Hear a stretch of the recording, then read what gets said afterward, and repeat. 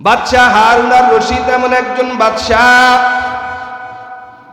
দৈনন্দিন 100 রাকাত নফল নামাজ না পড়িয়া বিছানায় পিঠ লাগাইতেন না। সুবহানাল্লাহ। আপনি আমি 5 ওয়াক্ত নামাজ পড়তে টাইম পাই না। দেশের রাষ্ট্রপ্রধান বাদশাহ হারুন আর রশিদ 100 রাকাত নফল নামাজ না পড়িয়া বিছানায় পিঠ লাগাইতেন না। তার বিবির নাম হলো জিবুন নিসা, বিবি জুবায়দা। বিবি জুবায়দা কোরআনুল কারীমের হাফেজা। শুধু কি তাই, বিবি জুবায়দা জিবুন নিসার যে 100 খাদেমা ছিলেন, তেনারাও ছিলেন কোরআনুল কারীমের হাফেজা। সুবহানাল্লাহ। মহিলাদেরকে অনেক সময় হেফজ কোরআন পড়াইতে চান না। লম্বা আলোচনা। বিবি জুবায়দা 100 খাদেমা, তাও কোরআনুল কারীমের হাফেজা। এই বাদশাহ হারুন আর রশিদ এমন একজন বাদশাহ। বাদশাহ হারুন আর রশিদ একদিন ওলামায়ে কেরামদেরকে একত্রিত করলেন। ওলামায়ে কেরামদেরকে একত্রিত করিয়া সব আলেমদেরকে সুন্দরভাবে মেহমানদারি করায়, আলেমদেরকে শ্রদ্ধা সম্মান করলেন, মেহমানদারি করাইলেন। ওলামায়ে কেরামদেরকে মেহমানদারি করাইয়া আলেমদেরকে ডেকে বলেন, ও ওলামায়ে কেরাম, আপনাদের কাছে আমার প্রশ্ন, আমি জানতে চাই আমি জাহান্নামে যাব না জান্নাতে যাব? আমি জান্নাতে যাব না জাহান্নামে যাব? ওলামায়ে কেরাম বাদশাহ হারুন আর রশিদ এই কথা শুনিয়া একজন দাঁড়ায়া বলতেছেন, বাদশাহ হারুন আর রশিদ, আপনি একজন ভালো বাদশাহ, দিনদার বাদশাহ। 100 রাকাত নামাজ না পড়িয়া বিছানায় পিঠ লাগান না, এত বড় একজন বাদশাহ। ও বাদশাহ নামদার, আমরা তো দেখতেছি আপনি জান্নাতের পথে আছেন, আপনি কোরআনের পথেই আছেন, আপনি জমিনে ভালো ভালো কাজ করতেছেন, কিন্তু কেউ বলে না যে না আপনি জান্নাতি। ডাইরেক্ট কেউ বলতে পারে না আপনি জান্নাতি না জাহান্নামী। আপনারাও যারা এখানে আসছেন, কেউ এখানে মানুষ বলতে পারবে না একটা মানুষ জান্নাতি না জাহান্নামী। কিন্তু বাদশাহ হারুন আর রশিদের মনের ভিতরে তামান্না, আমার জানতে মনে চায় আমি জান্নাতে যাব নাকি জাহান্নামে যাব। আপনাদের এরকম জানতে মনে চায়নি? বাদশাহ হারুন আর রশিদ জান্নাতে যাবে না জাহান্নামে যাবে, ওলামায়ে কেরামদেরকে একত্রিত করিয়া প্রশ্ন ছুড়ে দিয়েছেন। আজ আমরা তো এমন হয়ে গেলাম, আমরা আলেম ওলামা দেখতেই পারি না, মসজিদের ইমাম দেখতে পারি না।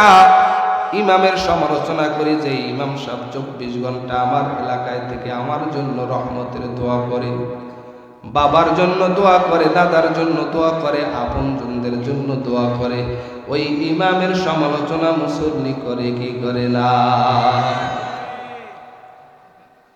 কোন আলেম যখন সৎ উত্তর দিতে পারে না, বাদশাহ হারুন আর রশিদ ডেকে বলেন, আমি আপনাদের কাছে শুধু একটা প্রশ্নের উত্তর চেয়েছিলাম। ও ওলামায়ে কেরাম, আমার শুধু জানতে মনে চায় আমি জান্নাতে যাব নাকি জাহান্নামে যাব, কিন্তু এই সৎ উত্তর আমি আপনাদের কাছ থেকে পেলাম না। মনটায় বড় দুঃখ, মজলিস ভেঙ্গে দিবে। এমন সময় 9 বছরের একজন বালক দাঁড়ায়া বললেন, বাদশাহ নামদার, আপনি যে প্রশ্ন করেছেন এই প্রশ্নের জবাব আমি দিয়ে দিব। জোরে কোন সুবহানাল্লাহ। কয় বছরের বালক?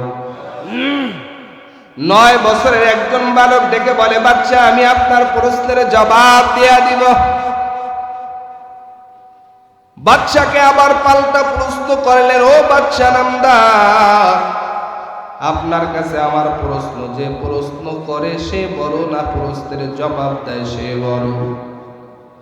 9 বছরের বালক এই প্রশ্ন করার পর বাদশাহ ডেকে বলে, যে প্রশ্নের জবাব দেয় সে বড়। 9 বছরের বালক বলে, তাহলে আপনি ওই চেয়ার থেকে নেমে যান, আমাকে ওই চেয়ারে উঠাইয়া দেন। বাদশাহ হারুন আর রশিদ চেয়ার থেকে নেমে গেলেন। উজিরকে ডেকে বলেন, উজির, এই বালককে তুমি এই সিংহাসনের উপরে উঠায়া দাও। 9 বছরের বালক সিংহাসনের উপরে উঠলেন।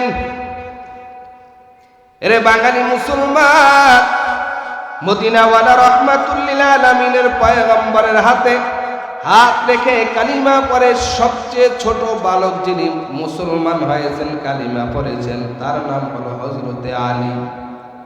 কেউ বলেন 9 বছরে হযরত আলী কালিমা পড়েছেন, কেউ বলেন 12 বছরে হযরত আলী কালিমা পড়ে মুসলমান হয়েছেন। এই আলী রাদিয়াল্লাহু তাআলা আনহু কোন সময় জানতেন না তিনি নবীজির জামাতা হবেন। হযরত আলী মুসলমান হওয়ার পর রাহমাতুল লিল আলামিন হযরত আলীকে ডেকে বলেন, আনা মাদিনাতুল ইলমি ওয়া আলিয়্যুন বাবুহা। ও আলী, আমি নবী যে ইলমের শহর, ওই শহরের দরজা হইলা হযরত আলী তুমি। ইলমে রাইয়া জাহাজ করদান বেহিসাব, খলকে রাদাদান জবাবে বাসওয়াব। হযরত আলী, আমি যে ইলমের শহর, ওই ইলমের দরজা হইলা তুমি আলী। ইলমে দ্বীন এমন একটা দামি সম্পদ, আল্লাহর কোরআনের জ্ঞান এমন একটা দামি সম্পদ, যার সিনার ভিতরে আল্লাহর কোরআনের জ্ঞান থাকবে সে পৃথিবীর শ্রেষ্ঠ মানুষ। বলেন সুবহানাল্লাহ। যারা কোরআনুল কারীম পড়ায় তারা হলো পৃথিবীর শ্রেষ্ঠ মানুষ। যদি এই ফাজিল মাদ্রাসার শিক্ষক ছাত্র, এই মাদ্রাসার নুরানি মাদ্রাসার শিক্ষক ছাত্র, এরা হলো পৃথিবীর শ্রেষ্ঠ মানুষ, আপনি তাদেরকে সম্মান করেন আর না করেন, কিন্তু তারা আল্লাহর কাছে বড় সম্মানিত। বাদশাহ হারুন আর রশিদ ছোট্ট বালককে যখন চেয়ারে উঠে দিলেন, ছোট্ট বালক ডেকে বলে, বাদশাহ, আমি আপনার কাছে আর একটা প্রশ্ন করতে চাই। বাদশাহ বলে, তুমি করতে পারো, কোনো অসুবিধা নাই। 9 বছরের বালক বাদশাহ হারুন আর রশিদকে ডেকে বলে, বাদশাহ, আপনার কাছে আমার এখন প্রশ্ন, আপনার জীবনে এমন কোন সময় অতিবাহিত হয়েছে কিনা যেই সময় আপনি গুনাহ করার সুযোগ ছিল কিন্তু আপনি গুনার কাজ করেন নাই? বাদশাহ হারুন আর রশিদ ডেকে বলে, রে বালক, আমি হারুন আর রশিদের গুনাহ করার সুযোগ আসছে, এত পরিমাণে আসছে, কিন্তু আমি অসংখ্যবার গুনাহ করার সুযোগ থাকা সত্ত্বেও আমি গুনার কাজ করি নাই। অসংখ্যবার আমি গুনার থেকে নিজেকে বিরত রেখেছি, গুনার কাজ করি নাই। কথাটা বলার সাথে সাথে 9 বছরের বালক ডেকে বলে, বাদশাহ, আপনি সোজা জান্নাতি মানুষ। সব উলামায়ে কেরাম ডাক দেয়া বলে, ফুসকা বালক, শুধু ডাইরেক্ট জান্নাতি বললেই হবে না, সার্টিফিকেট দিলেই হবে না, দলিল দাও। ছোট্ট বালক বলে, আমি দলিলবিহীন কথা বলি না, আমার হাতে দলিল আছে, তবে আমার হাতে বানানো কোনো দলিল না। আমার হাত সামনে যেই দলিল, সেই দলিল হলো আল্লাহর 30 পারা কালাম। ওই কোরআনুল কারীমের ভিতরে আল্লাহ আয়াতে কারিমা নাযিল করেছেন।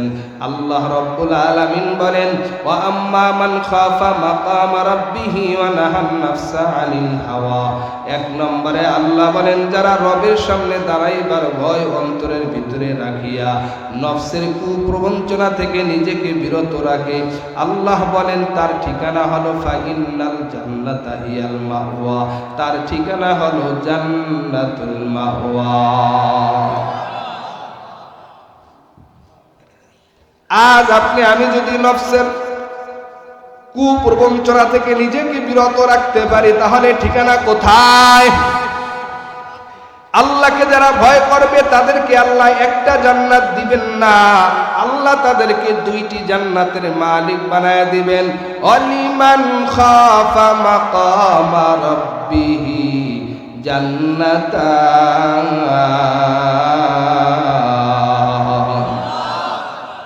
আল্লাহকে যারা ভয় করবে, দুনিয়াতে আল্লাহকে ভয় করে চলবে, অন্যায় অপরাধ করবে না, গুনার কাজ করবে না, আল্লাহ তাদেরকে একটা জান্নাত দিবে না, 2টি জান্নাতের মালিক বানায়া দিবেন।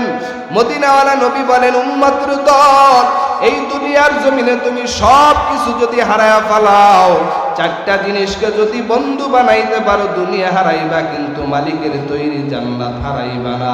এক নম্বর নবী বলেন, আরবাউন ইদা কুন্না ফালা আলাইকা মা ফাতাকাদ দুনিয়া। এক নম্বরে নবী বলেন, হিফযু আমানাতিন, তোমরা আমানতদার উম্মত হয়ে যাও। আমি নবী আমানতওয়ালা পয়গম্বর, তোমরা আমানতওয়ালা উম্মত হয়ে যাবা। তোমরা আমানতদার উম্মত হইবা। আমানতের ব্যাপক ব্যাখ্যা, আমানত শব্দের অনেক বড় ব্যাখ্যা, লম্বা ব্যাখ্যা। আমানত কোন জিনিসকে বলা হয়, আমানত কত বড় দামি জিনিস। মদিনাওয়ালা নবী বলেন, কালান নবী সাল্লাল্লাহু আলাইহি ওয়াসাল্লাম, লা ঈমানা লিমান লা আমানাতা, লা ঈমানা লিমান লা আমানাতা, যার ভিতরে আমানতদারি নাই তার ভিতরে ঈমান নাই। ইন্না আরাদনাল আমানাতা আলাস সামাওয়াতি ওয়াল আরদি ওয়াল জিবাল ফাআবাইনা আন ইয়াহমিলনাহা ওয়া আশফাকনা মিনহা ওয়া হামালাহাল ইনসান ইন্নাহু কানা যালুমান জাহুলা। এই কালামে জিন্দা কুরআনে হাকিম, হিকমতে উলায়া জালাসতু কাদিম, জামিউল ইলম ফিল কুরআনে হাকিম, তাকাসারাত আনহু আফহামুর রিজালিন, বখা কুরআন কালামুল্লাহ বশনু কদিমাস্তি কদিমাস্তি নাইলু। আল্লাহর কোরআন আল্লাহ পাক আসমানের দিতে চেয়েছেন, আসমান অস্বীকৃতি জানালেন, জমিন অস্বীকৃতি জানালেন। পাহাড়কে দিতে চেয়েছেন জাবাল, ওই পাহাড় অস্বীকৃতি জানাইছেন। পাহাড় অস্বীকৃতি জানাইলো, জমিন অস্বীকৃতি জানাইলো, আসমান অস্বীকৃতি জানাইলো। 3.5 হাতের মানুষ, এই মানুষ আল্লাহর কোরআনকে আমানতদারি রক্ষা করবে। আল্লাহর কোরআনকে তারা নিয়েছেন। আল্লাহ বলেন, পৃথিবীর মানুষ, আমি আল্লাহ তোমাদের মাঝে কোরআন দিয়েছি আমানত, তবে আমানত দিয়েছি তোমার কাছে, আমানতের হেফাজত করব আমি আল্লাহ। ইন্না নাহনু নাযালনা যিকরা ওয়া ইন্না লাহু লাহাফিযুন।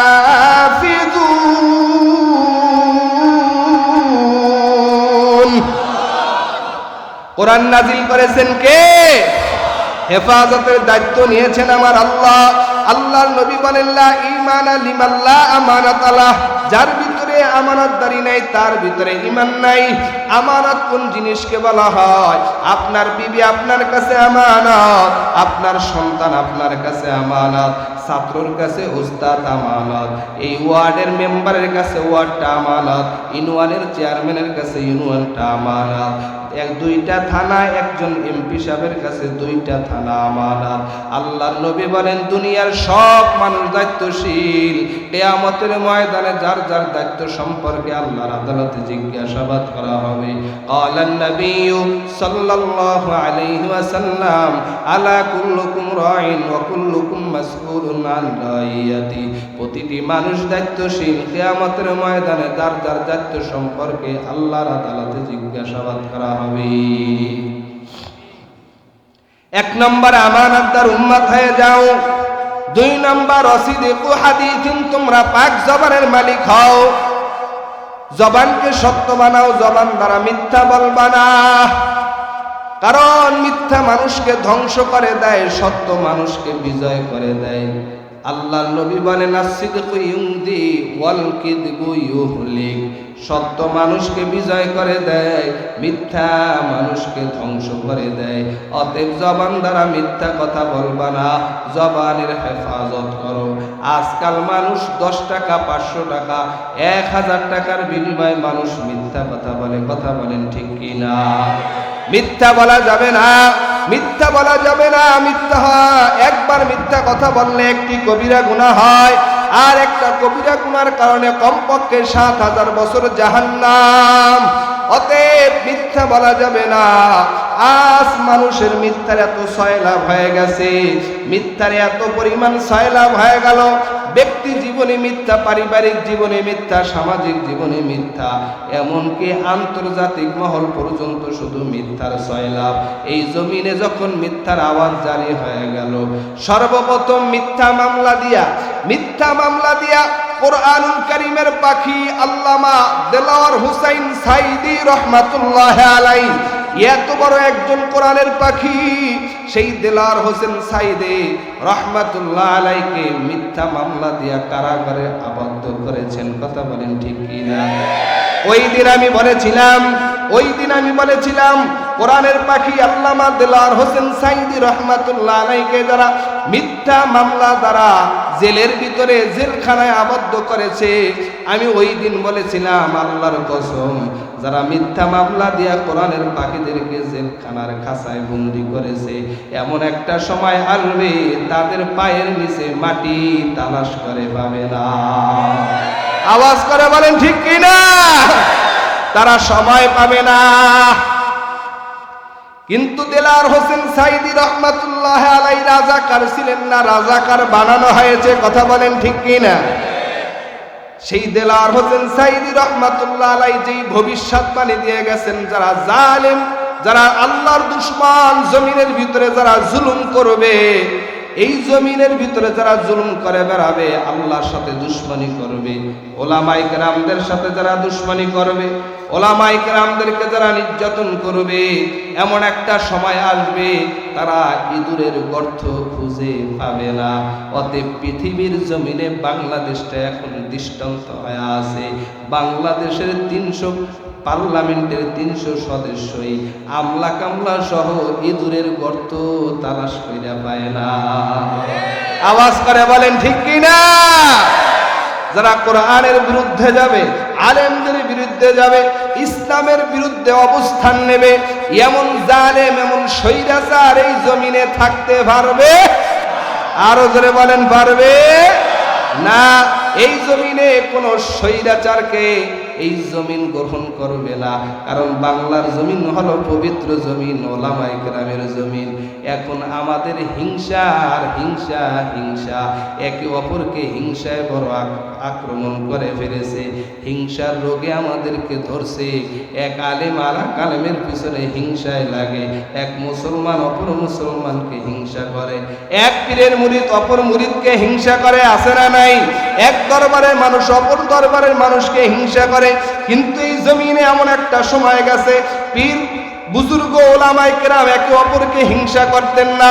ওই সারসিনার জমিনে ঘুমন্ত আবু জাফর সালে রহমাতুল্লাহ আলাইহি একদিন তার মুরিদদের সামনে ডেকে বলে, আবু জাফর সালে বলতেছেন, আমি দেখতেছি আকাশের থেকে একটা নক্ষত্র জমিনের ভিতরে পড়ে গেছে। মুরিদরা কিছুই বলতে পারে না।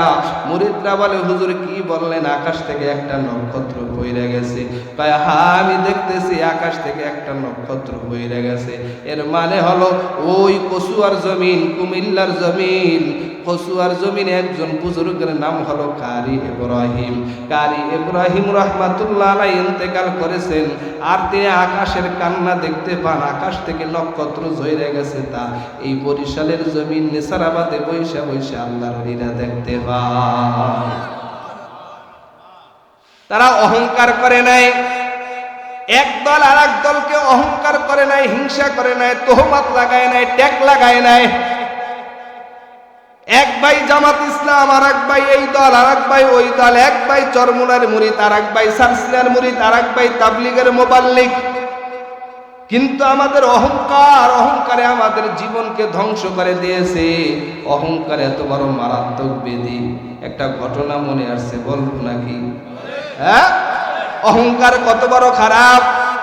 বড় পীর আব্দুল কাদের জিলানী রহমাতুল্লাহ আলাইহি, এত বড় একজন বড় পীর আব্দুল কাদের জিলানী রহমাতুল্লাহ আলাইহি, তার দরবারে মুরিদরা আসে, হাদিয়া তোহফা নিয়ে আসে। একদিন তার ওস্তাদ ডেকে ডেকে মনে মনে একটা চিন্তা, আমার ছাত্র আব্দুল কাদেরের দরবারে এত মানুষ হাদিয়া তোহফা নিয়ে আসে, আমার দরবারে কেন আসে না? হিংসা আছে না নাই? ওই পীরের দরবারে এত মানুষ যায়, আমার দরবারে এত মানুষ কেন যায় না? একদল আর এক দলকে দেখতে পারে না। এক ইমাম ভালো থাকলে আর এক ইমাম চিন্তা করে হ্যাঁ রে কেমনে এই মসজিদ থেকে তাড়ানো যায়, আছে না নাই? হ্যাঁ, অহংকার হিংসা সহ্য করতে পারে না, অন্যের ভালো সহ্য করতে পারে না। শিক্ষার মধ্যে হিংসা, দুনিয়ার দিনের লাইনও হিংসা, দুনিয়ার লাইনও হিংসা।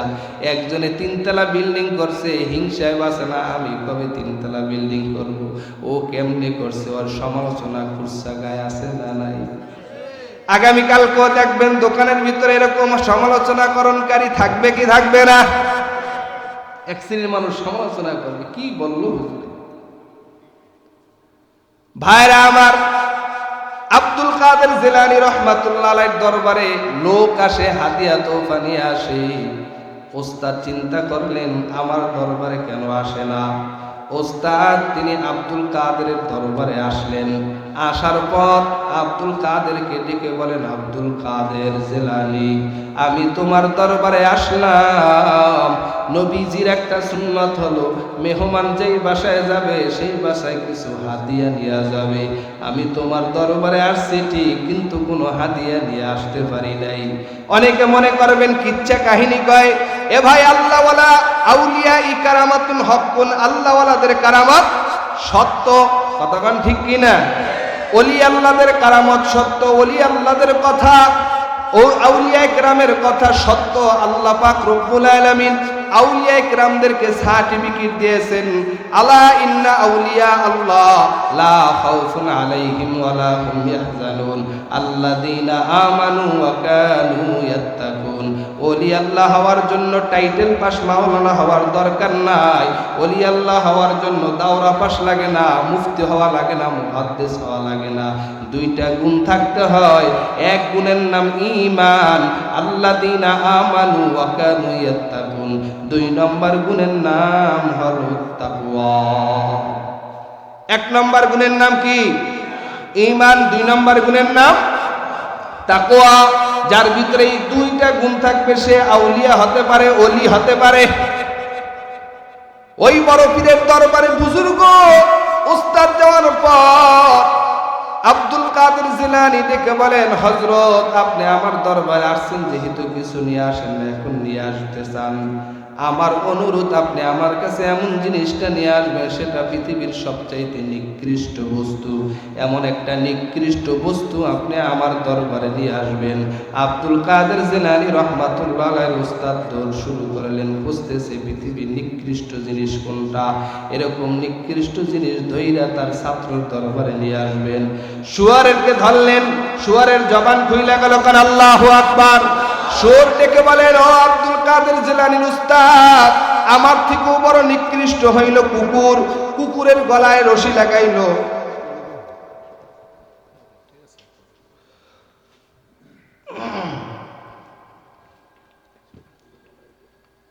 কুকুরের গলায় রশি লাগাইয়া কুকুরকে যখন নিয়ে আসবে, কুকুরও ডেকে বলে, আব্দুল কাদের জিলানীর উস্তাদ, আমার গলায় রশি লাগাইছেন, আমি সবচাইতে নিকৃষ্ট না, আমার চাইতে নিকৃষ্ট আরো বস্তু আছে। লম্বা আলোচনা কিতাবের ভিতরে লেখেন, এই উস্তাদ যেই জিনিস ধরে সেই জিনিসের জবান খুইলা যায়। বলেন, এই জবান খোলার শক্তি একমাত্র কার? দুনিয়ার কেউ খুলাইতে পারে না। কে খুলতে পারেন? আল্লাহ যদি চায় কুকুর দ্বারা কথা বলাইতে পারেন, গবাদি পশুর দ্বারা কথা বলাইতে পারেন কি পারেন না? আল্লাহ যদি চায় সব কিছুই সম্ভব, অসম্ভব কিছু না। আল্লাহর বান্দা যেই জিনিস ধরে সেই জিনিসের জবান খুইলা যায়, বলে আমি নিকৃষ্ট, আর আমার থেকে আরো নিকৃষ্ট বস্তু আছে। এক পর্যায়ে বলে সবচাইতে নিকৃষ্ট বস্তু হলো মানুষের মলমূত্র, মানুষের পায়খানা, বাথরুম। আব্দুল কাদের জিলানীর উস্তাদ বাথরুমকে প্যাকেট করবেন। বাথরুমকে যখন প্যাকেট করবেন, ওয়াশরুমের এই ময়লা প্যাকেট করবেন, এই ময়লার জবান খুইলা গেছে, কারণ আল্লাহু আকবার। ময়লা ডেকে বলে, আমি কিন্তু খারাপ ছিলাম না, আমি নাপাক ছিলাম না, আমি নিকৃষ্ট বস্তু ছিলাম না। আমি ছিলাম মাছ, আমি ছিলাম ভাত, আমি ছিলাম কোরমা, আমি ছিলাম পোলাও, আমি ছিলাম দেশি মুরগি, আমি ছিলাম দেশি ভালো দামি দামি সবজি। আমি ছিলাম ইলিশ মাছ, আমি ছিলাম চিংড়ি মাছ, আমি ছিলাম বোয়াল মাছ, আমি ছিলাম সমুদ্রের মাছ, নদীর মাছ, পুষ্করিণীর মাছ, আমি দামি দামি খাবার আজকে মলমূত্র হয়ে গেলাম। আমি তো খারাপ ছিলাম না, আমি তো ভালোই ছিলাম। মানুষ বক্ষণ করার পর আজকে আমি ময়লায় পরিণত হয়েছি, নাপাক বস্তুতে পরিণত হয়েছি। তবে শুনে নেন, সবচাইতে পৃথিবীর নিকৃষ্ট বস্তু হলো মানুষের অন্তরের ভিতরে অহংকার। কয়েকটা বন জঙ্গলের ভিতরে এক সাইডে মেসের কাঠি দিয়া জ্বালায় দিলে যেমন পুরা বন জঙ্গল ধ্বংস হয়ে যায়, ঠিক নামাজি মানুষ হোক আর হাজি সাহেব হোক, গাজী সাহেব হোক, জিন্দিগির সব আমল বরবাদ হয়ে যায় অহংকার করার কারণে, হিংসা করার কারণে। তাহলে বলেন, হিংসা অহংকার করা যাবে নি? নবী বলেন, আসিদিকু ইউনদি ওয়াল কিযবু ইউহলিক, সত্য মানুষকে বিজয় করে দেয়, মিথ্যা মানুষকে ধ্বংস করে দেয়। এর যুবক আল্লাহর গোলাম, আজ মিথ্যার বড় সয়লাভ হয়ে গেছে।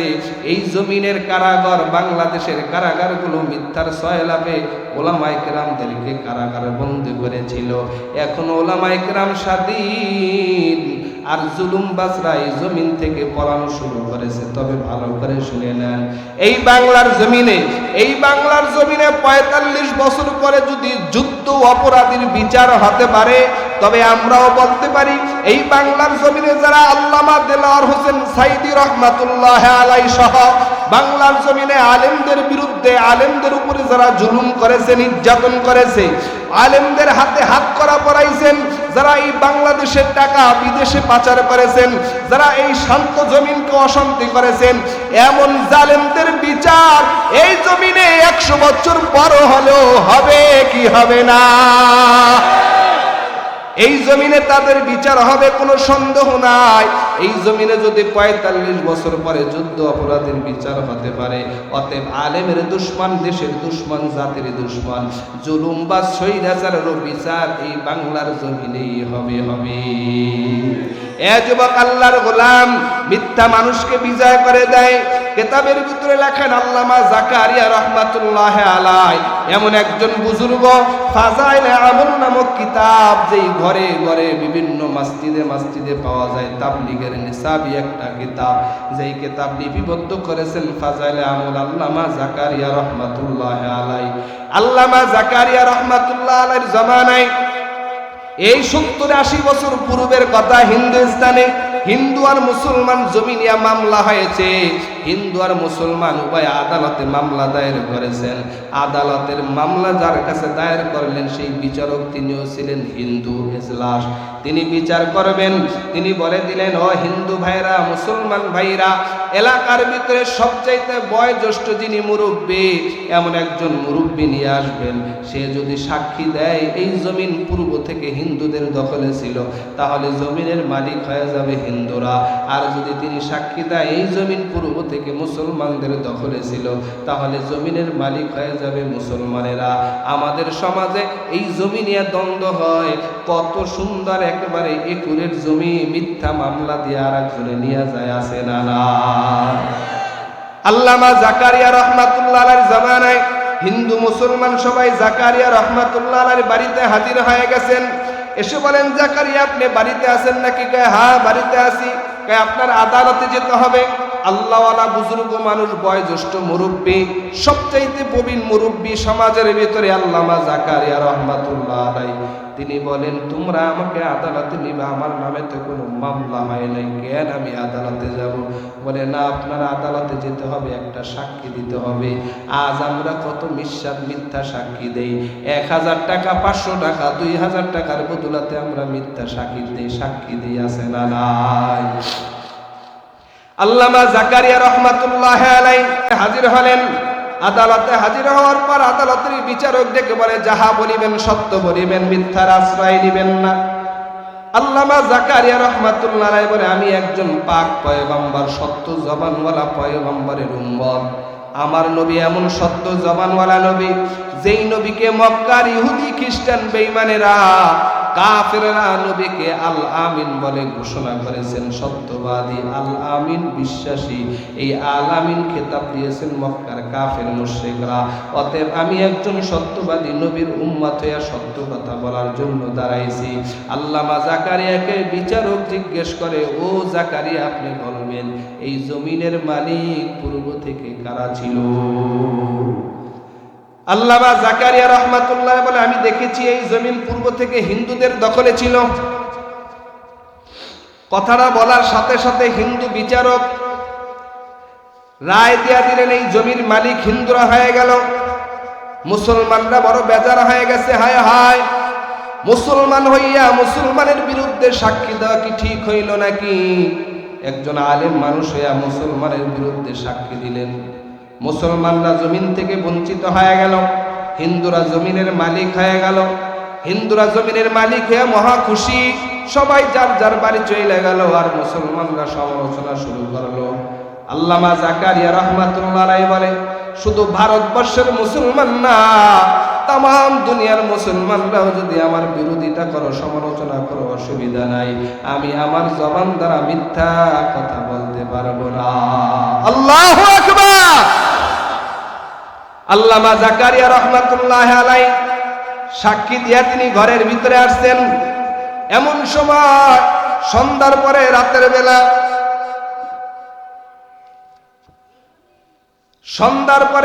বেলা, হিন্দু মানুষগুলো জাকারিয়া রহমাতুল্লাহর বাড়িতে আগমন করেছেন।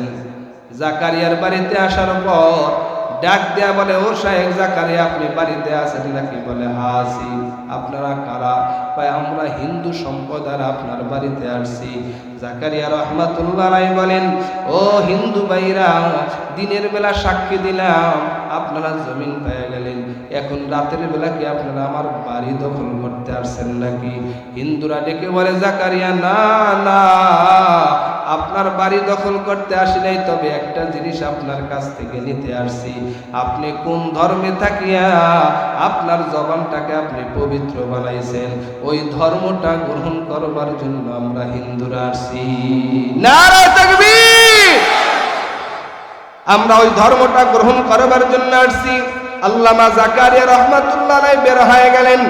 হিন্দুরা জাকারিয়া রহমাতুল্লাহ আলাইহি হাতে হাত রেখে কালিমা পড়ে মুসলমান হয়ে গেল। জোরে বলেন আল্লাহু আকবার। হিন্দু সম্প্রদায়রা কালিমা পড়ে মুসলমান হওয়ার পর হিন্দুরা এখন ডেকে বলে, শাহেখ জাকারিয়া, আপনার যেই পবিত্র সাক্ষীর বিনিময়ে যে জমিন আমরা পেয়েছি, ওই জমিনের ভিতরে আর অপবিত্র কাজ হতে দিব না। ওই জমিনের ভিতরে আমরা নির্মাণ করব পাক বাইতুল্লাহ। আল্লামা জাকারিয়া রহমাতুল্লাহ আলাইহি বলে, ও দুনিয়ার মুসলমানেরা শুনো, আমি জাকারিয়া যদি আদালতের প্রান্তরে মিথ্যা সাক্ষী দিতাম, জমিন পাইতাম ঠিক, কিন্তু জমিনের মালিক পাইতাম না। আমি সত্য কথা বলার কারণে জমিন পাইলাম, জমিনের মালিক পাইলাম, আর ওই জমিনের ভিতরে পাক বাইতুল্লাহ নির্মাণ করা হবে। আমার নবী বলেন, দুনিয়ার উম্মাত দুনিয়ার সবকিছু হারাইবা, চারটা জিনিস হারাইবা না, মালিকের তৈরি জান্নাত তুমি হারাইবা না। দুনিয়া হারাইতে পারো কিন্তু মালিকের তৈরি জান্নাত হারাইবা না। এক নম্বর নবী বলেন, হিফজু আমানাতিন। দুই নম্বরে ওয়াসিদুতু হাদিসিন, পাক জবানের মালিক ও সত্য কথা বলো। তিন নম্বর ওয়া হুসনু খলিকাতিন, তোমরা সুন্দর ব্যবহার করো। বলবো? হুজুর তো চিঠি দিয়া দিছে সংক্ষিপ্ত করবার জন্য, আর একটু সময় বলবো না দোয়া করে দিতাম? দোয়া করে দিলে আমার বেশি ভালো। আপনারা আগে আগে যা ঘুমাইবেন, আমিও ঘুমাবো। আমি কিছুক্ষণ ঘুমাইছি, ঘুমের অনেক ঘাটতি আছে।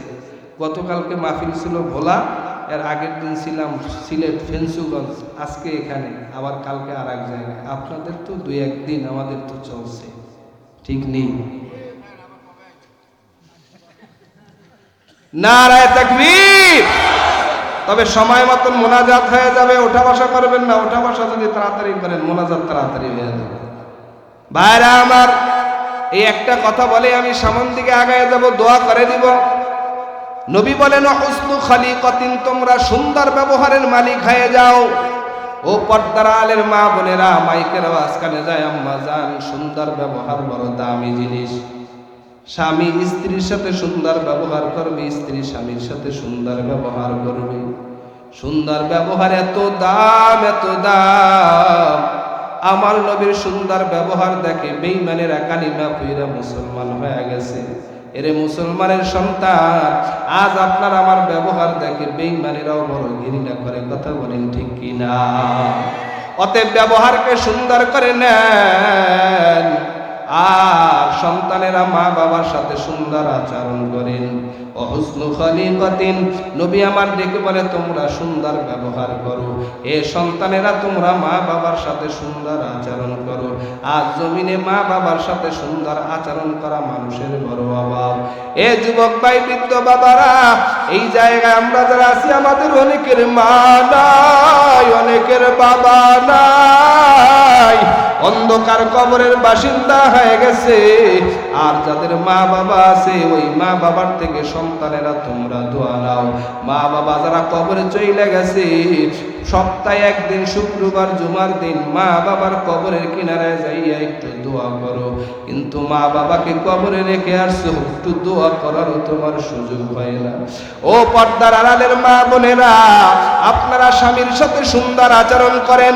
ও দুনিয়ার স্বামীরা, আপনারা আপনার বিবির সাথে সুন্দর ব্যবহার করেন।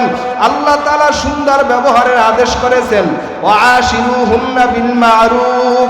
ও দুনিয়ার পুরুষেরা, তোমরা তোমাদের বিবিদের সাথে সুন্দর আচরণ করো, উত্তম ব্যবহার করো। উত্তম ব্যবহার এত দাম, এত দাম, একটা মানুষকে বড় দামি বানায় দেয়। ও মা হারা সন্তানেরা, মা বাবার মনে কষ্ট দিও না, মা বাবার মনে দুঃখ দিও না। এ সন্তানেরা, মা বাবার সাথে উত্তম ব্যবহার করো। মা বাবার দোয়ায় কি না হয়? মা বাবার দোয়ায় দুনিয়াতে বসিয়া জান্নাতের খাবার খাওয়া যায়। আল্লাহু আকবার। মায়ার নবী রহমাতুল লিল আলামিন, আল্লাহ পাক রব্বুল আলামিন এই পৃথিবীতে নবী রাসূল যা প্রেরণ করেছেন, 1,00,000 নবী রাসূল যা প্রেরণ করেছেন, আমার নবীর আগে যিনি দুনিয়াতে আগমন করেছেন তার নাম হলো পয়গম্বর ঈসা আলাইহিস সালাম। ঈসা আলাইহিস সালাম তিনি এমন একজন পয়গম্বর, বাবা নাই মা, শুধুমাত্র মায়ের পেট থেকে দুনিয়াতে আসছে বাবাবিহীন। এই জমিনে 3 জন ব্যক্তি এমন আছে, 2 জন ব্যক্তির মা নাই বাবা নাই, একজন ব্যক্তি দুনিয়াতে আসছে বাবা নাই, শুধুমাত্র মা আছে। একজনের নাম পয়গম্বর আদম। আদম আলাইহিস সালাম দুনিয়াতে আসছে, মাও নাই বাবাও নাই। মা হাওয়া আলাইহিস সালাম দুনিয়াতে আসছে, মাও নাই বাবাও নাই। আর নবী ঈসা আলাইহিস সালাম দুনিয়াতে আসছে, মা আছে কিন্তু বাবা নাই। ঈসা নবী একদিন আল্লাহকে ডেকে বলেন, আল্লাহ, আমি পয়গম্বর ঈসা মায়ের দোয়ার বরকতে দুনিয়ার মধ্যে বসিয়া জান্নাতের খাবার খাই, বেমৌসুমি ফল খাই। একটা শুকনা খাজুর গাছ থেকে আপনি খাজুর দিয়ে আমাকে খাওয়াইলেন। আল্লাহ, আমার মতন এরকম দুনিয়াতে আর কেউ আছে নাকি একটু জানতে চাই। নবী ঈসা আলাইহিস সালাম এই কথা বলার পর ঈসা নবীকে আল্লাহ আদেশ করলেন, নবী ঈসা যাও, ওই পাহাড়ের কিনারায় যাও। পাহাড়ের কিনারায় যাইয়া যে একটা পাথর দেখবা, ওই পাথরটা তোমার হাতের লাঠি দ্বারা তুমি আঘাত করবা। ঈসা আলাইহিস সালাম হাতের লাঠি দিয়া পাহাড়ের পাদদেশে যে পাথরটা দেখলেন, পাথরের উপরে একটা আঘাত করলেন, অমনি পাথরটা দ্বিখণ্ডিত হয়ে গেল। আর পাথরের মধ্য থেকে একজন বয়োজ্যেষ্ঠ মুরব্বী মানুষ বের হয়ে আসছে। এসেই সালাম দিচ্ছেন, আসসালাতু আসসালামু আলাইকা ঈসা রূহুল্লাহ। ঈসা নবী ডেকে বলে, ভাই, আপনি কত বছর পর্যন্ত এই পাথরের ভিতরে অবস্থান করতেছেন? ওই ব্যক্তি ডাক দেয়া কয়, নবী ঈসা, আমি 1 দিন আর 2 দিন না, দীর্ঘ 4000 বছর পর্যন্ত এই পাথরের ভিতরে অবস্থান করতেছি। আপনার কি ক্ষুধা লাগে না? কয়, হ্যাঁ ক্ষুধা লাগে। আমার যখন ক্ষুধা হয় তখন আল্লাহ পাক রব্বুল আলামিন সরিষার দানার মতন ছোট ছোট দানা, দুধের থেকেও সাদা, বরফ থেকেও বড় ঠান্ডা, মধুর থেকেও বড় মিষ্টি, এমন খানা এই পাথরের ভিতরে আল্লাহ পাক আমার জন্য ব্যবস্থা করে, জান্নাত থেকে আসে। আর তা যখন আমি খাই, আমার তৃষ্ণাও মিটে যায়, ক্ষুধাও নিবারণ হয়ে যায়। ঈসা নবী বলেন, কিভাবে এই কামালিয়াত আপনি অর্জন করেছেন? বৃদ্ধ লোকটা ডেকে বলে, পয়গম্বর ঈসা, এই জমিনে আমার মা বাবা বড় বৃদ্ধ হয়ে গেল, মা বাবা বড় বয়স হয়ে গেছে, আমি আমার বাবার খেদমত করে বাবা দুনিয়ার থেকে বিদায় নিলেন, বাবা দোয়া করলেন। আমার মা দুনিয়াতে চলতে পারতেন না, আমি আমার মায়ের খেদমত করতাম। আমার মা মৃত্যুর আগ মুহূর্তে বলেছে, আল্লাহ আমি দুনিয়ার থেকে বিদায় নিব, আমার সন্তানকে দুনিয়ার এমন একটা জায়গায় রাখবা যেই জায়গায় দুনিয়ার কাউকে রাখো নাই, এমন জান্নাতের খাবার তুমি খাওয়াইবা যা দুনিয়ার কাউকে তুমি খাওয়াও নাই। আল্লাহ আমার মায়ের দোয়ার বরকতে পাথরের ভিতরে স্থান দিয়েছে, 4000 বছর পর্যন্ত পাথরে অবস্থান করতেছি, আর এখানেই আমার আল্লাহ জান্নাতের খাবার খাওয়াইতেছি। খেদমতে মা দরফে দরকুন সুবহ শাম তাকে বাসি দরদ আলম নে গুনাহ। মায়ের দোয়ার বরকতে জান্নাতের খাবার খাওয়া যায়।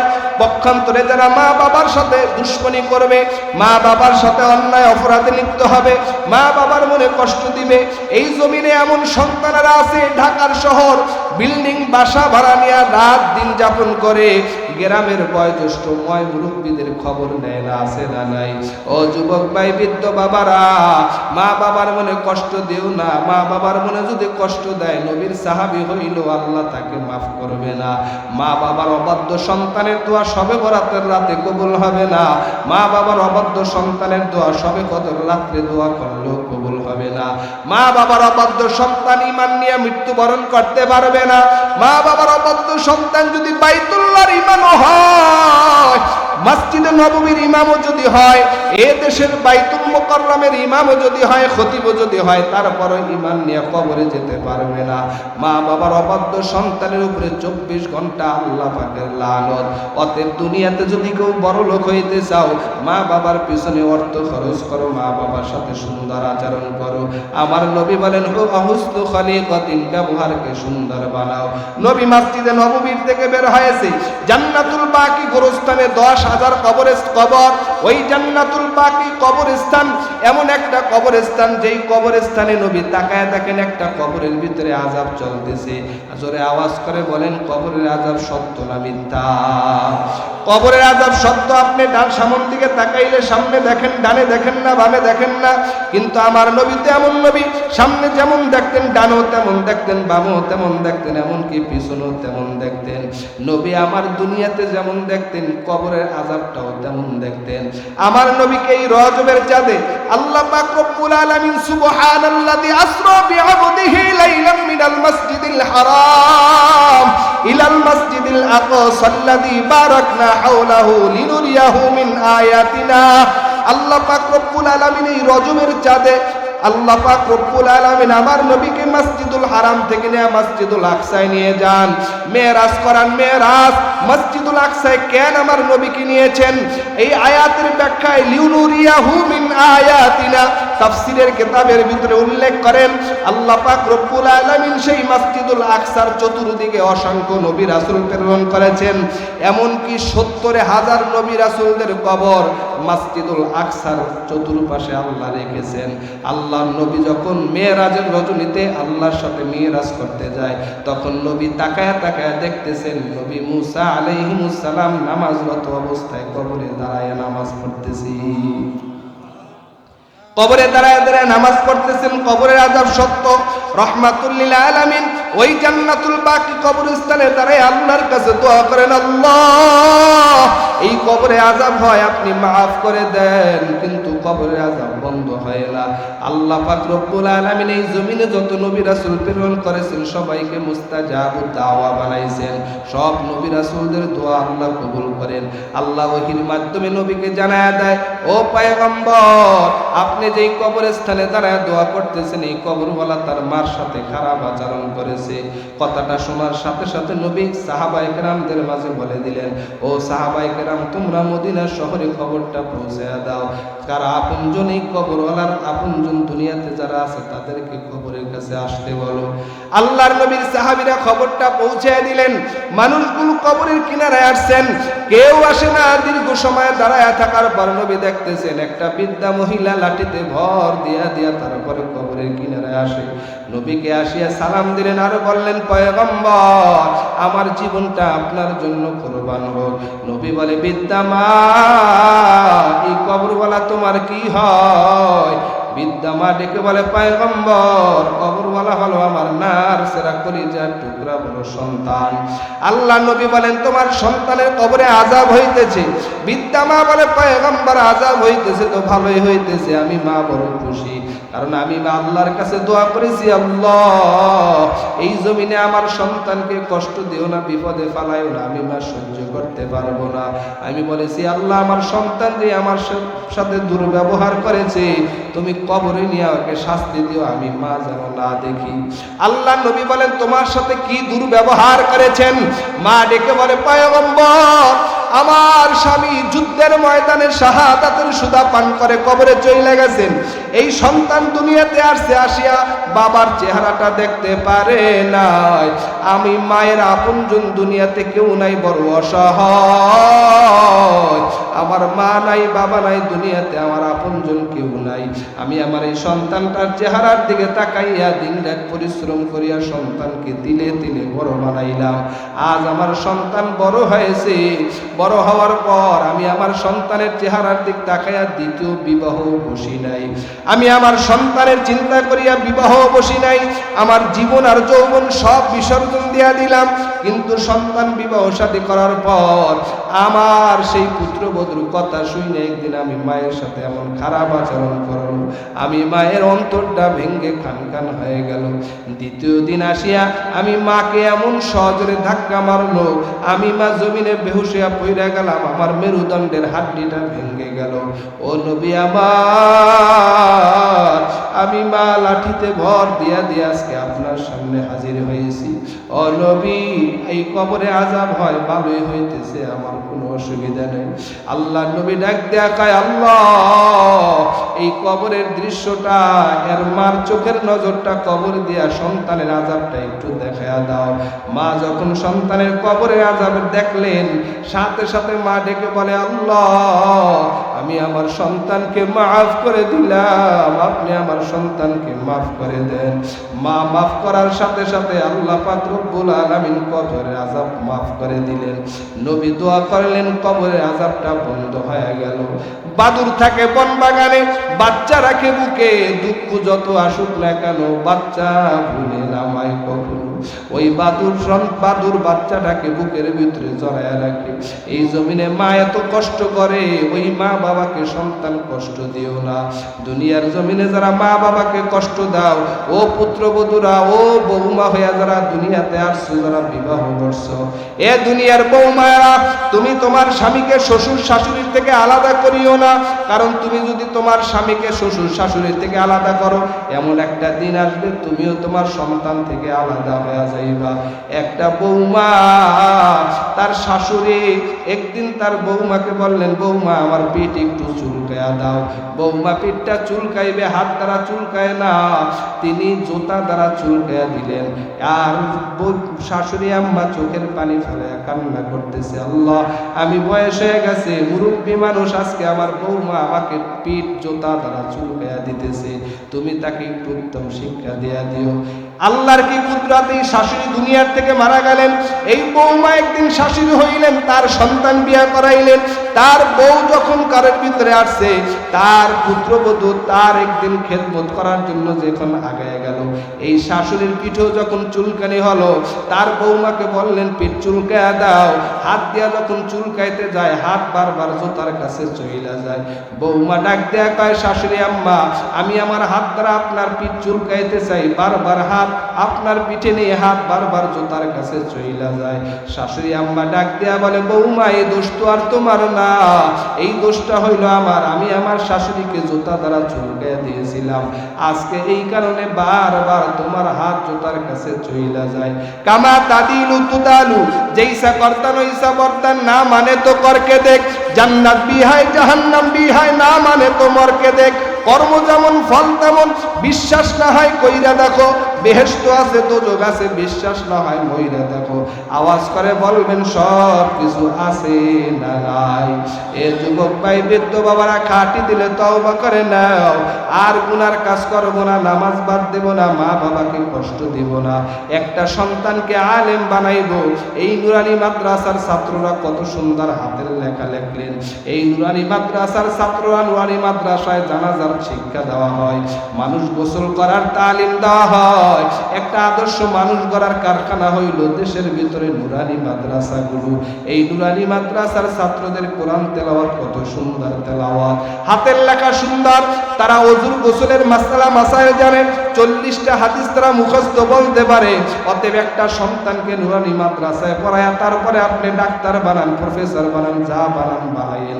অতএব আলেমদের সাথে ভালো সম্পর্ক রাখেন, মুরব্বীদের সাথে উত্তম আচরণ করেন, মা বাবার সাথে সুন্দর ব্যবহার করেন, আল্লাহর ভয় অন্তরের ভিতরে রাখেন। গুনার কাজ করব না, নেকের কাজ ছাড়ব না, অন্যায় অপরাধে লিপ্ত হব না, খাঁটি দিলে তওবা করে নাও, নবীর সুন্নাতি দাড়িতে আঘাত লাগাইব না, দেশ এবং জাতির বিরুদ্ধে ষড়যন্ত্রে লিপ্ত হব না।